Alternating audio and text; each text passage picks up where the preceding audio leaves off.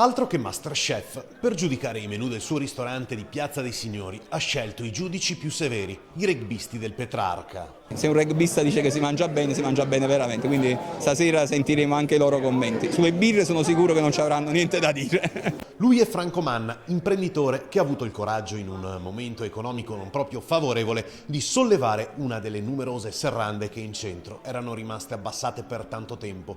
Un investimento sulla città importante, 30 i nuovi posti di lavoro per lo più giovani e una particolare attenzione per i prodotti di qualità del territorio. La sua hamburgeria è riconosciuta da Slow Food Italia.